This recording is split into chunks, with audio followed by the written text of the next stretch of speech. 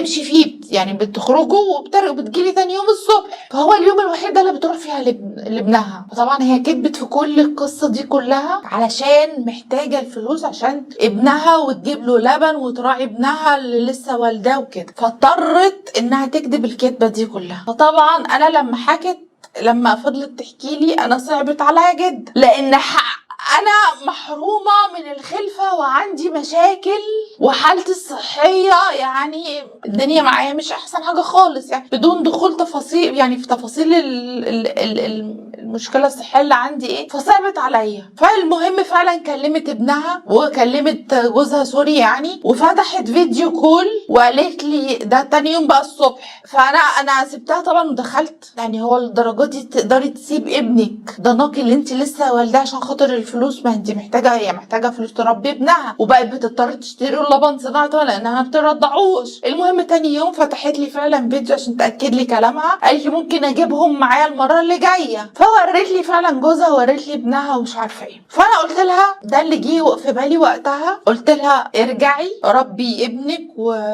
وعيشي معاه ورضعيه، عشان حرام يعني انت رضعيه طبيعي، وفري على نفسك اللبن وبتاع وانا هبعت لك المرتب اللي انا بديهولك. طبعا ده الكلام ده بعد ما استاذنت جوزي، حكيت له اللي حصل، فهو كمان صعب عليه الموقف وقال لي ايه طب اعملي اللي انت عايزاه، شوفي انت عايزه تعملي ايه واعمليه. فانا صعب عليا ابنها ووضعها صعبت عليا، فقلت لها امشي من عندي، ولما ابنك يبقى يكبر وتقدري ان انت تسيبيه او خلاص فطمتيه او ما بيرضعش او كده، انا كل المشكله اللي وجعت قلبي وخلت جسمي اشعر المنظر ان يبقى في بيبي وفي طفل وده لبن هو محتاجه، ده اللي اشعر جسمي. المهم طبعا هي ما صدقتش ان انا قلت لها امشي روحي له، روحي وكل شهر مرتبك هيجيلي. ازاي يا مدام وانا ما هاخد حاجه مش من حقي؟ قلت لها مالكيش دعوه، دي صدقه هتطلع من عندي لابنك مش ليك، انا دي فلوس اكني انا متبنيه، اكن انا اللي بصرف عليه، اكني اي حاجه.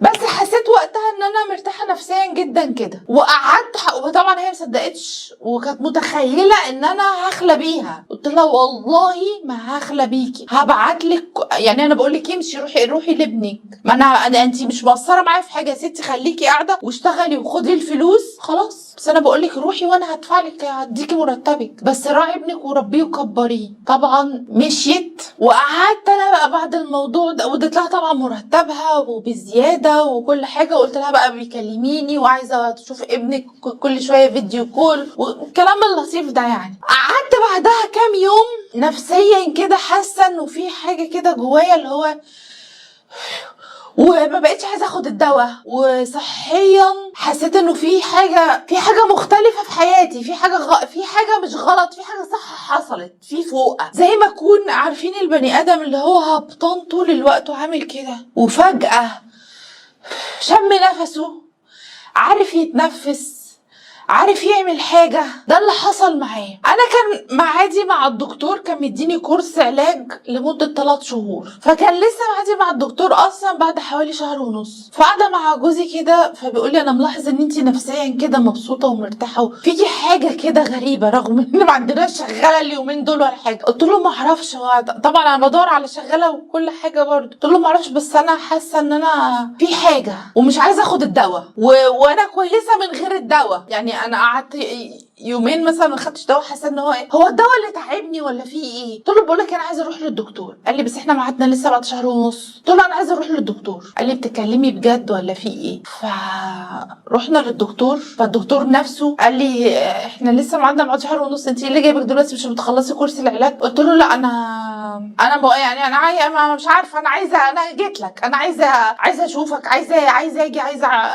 اجي لك وخلاص، انا حاسه ان انا كويسه وانا موقفه الدواء بقالي. كان الحوار ده عدى عليه بعد الحوار بتاع البنت ده، كان عدى عليه اسبوعين، يعني بعد ما هي مشيت بعدها باسبوعين. فلقيت الدكتور قال لي هيكون ايه؟ طيب بس استني، طب في ايه؟ قلت له ما قوم اكشف عليا وخلاص كده، وما اعرفش، قوم اكشف عليا، اعمل اطلب شويه تحاليل، اعمل اي حاجه. فالدكتور بقى باصص لي وجوزي باصص لي كده ومستغربين، انت عبيطه ولا فيكي ايه؟ فقلت له ما اعرفش، مش عارفه. المهم قمت على السرير عمال يكشف عليا وسونار وبتاع، فقال لي انت حاسه ان انت كويسه؟ قلت له اه انا تمام. قال لي طب بصي، طب هو انا ما فهمتش هو بيعمل كده ليه، ولا هو في ايه هو كمان، ولا شاف ايه حد. قال لي طب وقفي لي كل العلاج اللي عندك ده كله واعملي لي التحاليل دي. فقلت له طيب تمام ماشي. وهو نفسه اترسم على وشه ابتسامه انا برضو ما فهمتهاش. بقى جوزي بيبص لي وبيبص له كده ومحدش فاهم احنا التلاته حرفيا واحناش فاهمين حاجه، احنا التلاته. المهم مشينا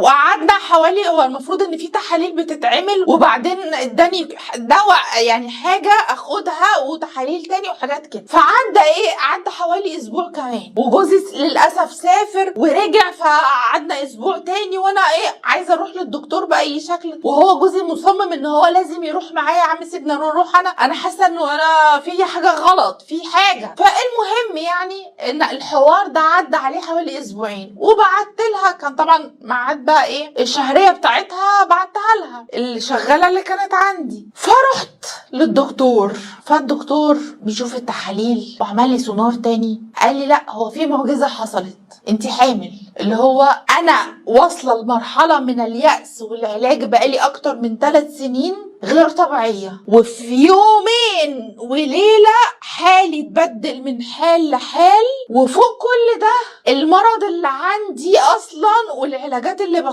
هو لحد وقتنا هذا الدكتور بتاعي بيقول لي هو في معجزه حاصله. ودي طبعا كلها اراده ربنا. ايه اللي حصل بقى؟ انت بينك وبين ربنا عملتي ايه؟ فجوزي بص له كده قال له عملت ايه؟ قال له عملت كذا كذا كذا كذا. فقال لي بس انت عملتي حاجة خير في حد وربنا جزاكي عليها بعد عذاب السنين دي كلها. فقلت له سبحان الله يا دكتور، بس يعني انا بعمل حاجات كتير والله. قال له ربنا لما أذن مع الشخصية دي بالذات، أو ربنا لما أذن في وقت معين. فأنا روحت من هنا، رحت متصلة بيها، قلت لها أقول لك على حاجة. هي ما كانتش تعرف طبعا عني حاجة. قلت لها أقول لك على حاجة، أنت كنتي زعلانة إن أنت ماشية من هنا وأنا صعب عليا ابنك اللي ما كنتش عارفة ترضعيه وبتشتري له لبن صناعي، وقلت لك لا روحي وبتاع. قلت لها أنا بقالي أكتر من 3 سنين عيانة ومريضة ومش عارفة وعندي مشاكل كتيرة وعندي مشكلة في الحمل وي وي وي والمشكلة بتاعتك اللي